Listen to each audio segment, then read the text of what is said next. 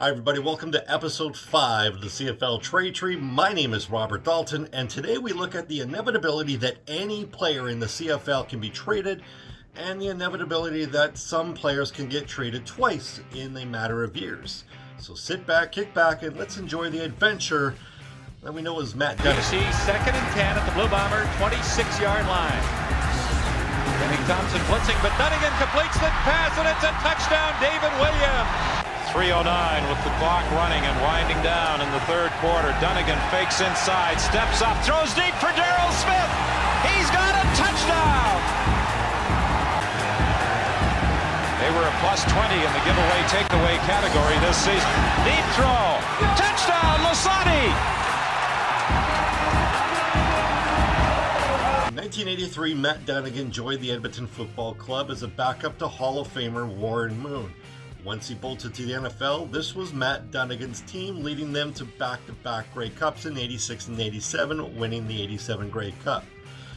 And Matt Dunnigan, according to Wikipedia, and I still have to check this, he went down in 87 and tried to make a career out of Major League Baseball. The Montreal Expos got a AAA contract, Class A, I don't know, it's minor league baseball stuff, I don't follow it. He was cut in the last day and returned north. Edmonton still had his rights and decided to trade him to the BC Lions because BC wanted to win. The initial trade was Matt Dunnigan to the BC Lions in exchange for Jim Sandusky and future considerations.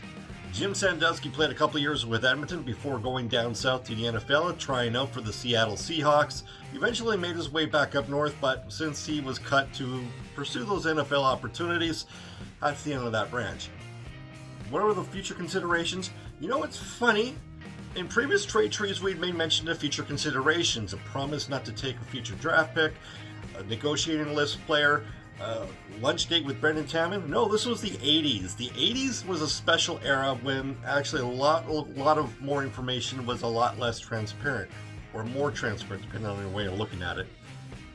The future considerations were as follows: Greg Struman, Reggie Taylor, Jeff Braswell, Andre Francis, and a 1989 first-round draft pick.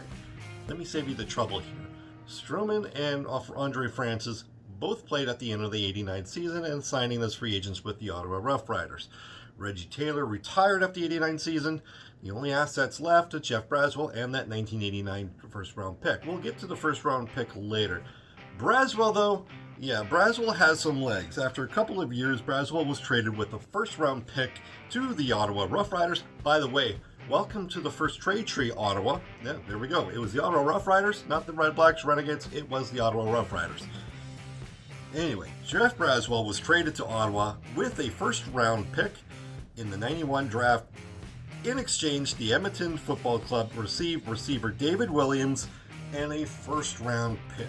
Braswell lasted past this season before being released and re-signing, and then being released and then eventually signing with the Toronto Argonauts. So I don't get that whole kind of thing, but that ends that branch. That first-round pick that Ottawa used, well, they selected offensive lineman Brett McNeil. And for those of you that are watching this and you're really confused because you don't really remember anybody Brett McNeil played for other than the Winnipeg Blue Bombers, there's a reason for that. He never dressed and played a snap for the Ottawa Rough Riders. In fact, in June of 92, he was traded to Winnipeg, and that's where he enjoyed his illustrious career, where 3 of his first 6 years, he protected Matt Dunnigan. You know the profile that we're dealing with here. Brett McNeil, in June of 1998, was traded to the Edmonton Football Club in exchange for Larry Thompson. Now, spoiler alert, you're going to realize that this trade sucked for Edmonton, but it didn't hurt them, and this was the worst trade for Edmonton in this trade tree, so which really means that maybe Edmonton did really good at this. Larry Thompson was released halfway through the season. That's where I say that it didn't work out too bad for Edmonton. When he picked up with the Saskatchewan Roughriders. Brett McNeil didn't play a game for the Edmonton Football Club that year. He had some injury concerns and he missed the entire 98 season. And what made matters worse is that he signed on with Winnipeg the next year before finally retiring at the end of the 01 season. Who did Brett McNeil get shipped to the Winnipeg Blue Bombers for? Well, that was for safety Michael Allen after some issues with being unsatisfied and being pretty much disrespected by constantly Winnipeg going out trying to draft someone better than him, even though that he was actually a pretty respectable fill-in player. Yeah, I would be too. Michael Allen was shipped to the Ottawa Rough Riders. After getting in some fisticuffs and altercations with fellow teammates, Michael Allen was traded to the BC Lions in exchange for Bertland Cummings. No, not Burton Cummings, Bertland Cummings. And if you get confused, it doesn't really matter. Neither one of them really played a game for the Ottawa Rough Riders. Michael Allen played until at the end of 1994. Yes, he won a Grey Cup and before retiring in 1995. Let's go all the way back to that initial Edmonton-Ottawa trade. That first-round pick that Edmonton got with a selected defensive back Dan Murphy. After a few seasons with Edmonton, he was shipped off back to Ottawa. Dan Murphy was sent to Ottawa and packaged with Jay Christensen in exchange for the first overall pick in the 1996 draft and receiver Nick Mazzoli. Murphy was cut after a couple of games. Christensen never reported. Ottawa really didn't work out for Ottawa. Edmonton made out like bandits. Nick Mazzoli was on the downward of his career, but he was still somewhat productive before he was picked up by the BC Lions in 1998. Who was that first overall pick?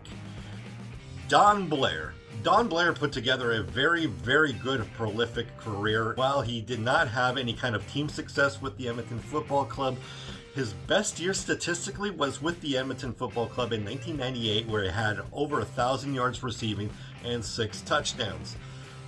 The other aspect of that original Edmonton-Ottawa trade was receiver David Williams. In middle of 1991, he was traded to the Toronto Argonauts in exchange for a first-round pick.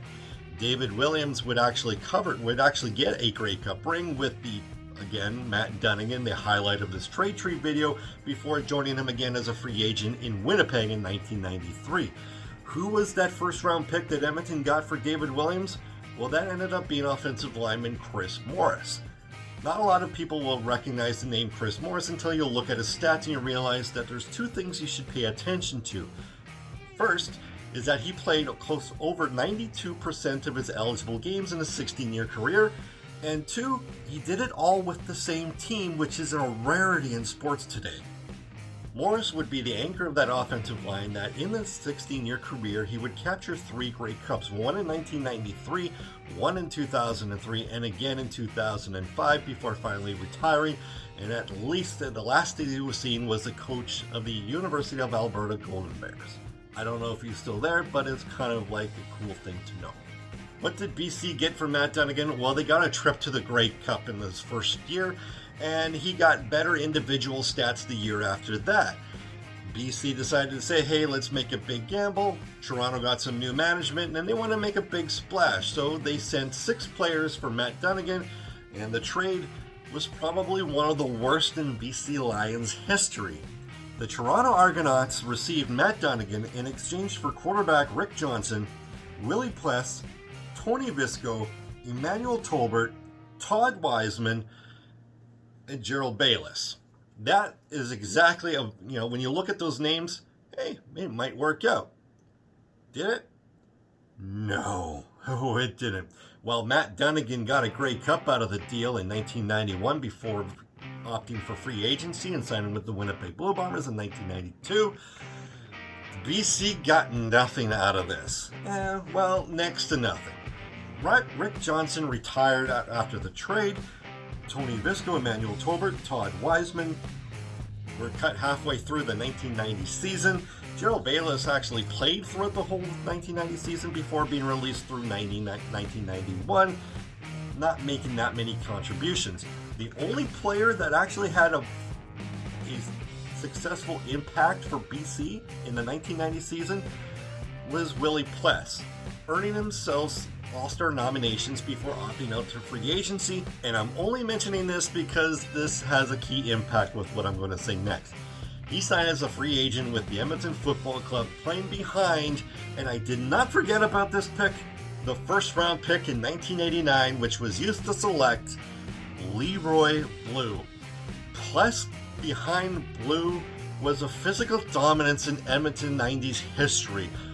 Probably one of the reasons why they went to the Grey Cups in 93 and 96 and winning the Grey Cup in 93. Picture of physical defensive dominance in the 90s. Leroy Blue's best year statistically was in 1996, and that's the year he captured the CFL's Most Outstanding Canadian and getting nominations for the CFL and CFLPA All-Star team. Now we can all say that, hey, hindsight's 2020. We don't know if Matt Dunigan stayed with the team originally, not having been traded to BC, would they have won more or equal Grey Cups throughout this whole trade tree. I don't like playing the what if game, I like playing the what happened game. And what happened is Edmonton rocked this trade tree video. Well, that'll do it for this week's video. If you liked what you saw, hit comment, hit subscribe if you really liked it. Comment below if you have any future suggestions for future trade trees, and if you don't like to have the comment public, feel free to reach us by Twitter. Next episode, I'm looking at a very possibly confusing trade that happened in 2005 and 2006 and would trigger some anti-CFL fans. And yes, I'm talking about the trade that sent Jason Moss to the Hamilton Tiger Cats. But if you do have any future suggestions and you don't want to lay it out on YouTube, hey, hit us up on Twitter. I can be found at Rouge Daltz. My podcast can be found at Rouge Radio. And of course, this video is powered by the Canadian Football Podcast Network. You follow them at CF Pod Network on Twitter.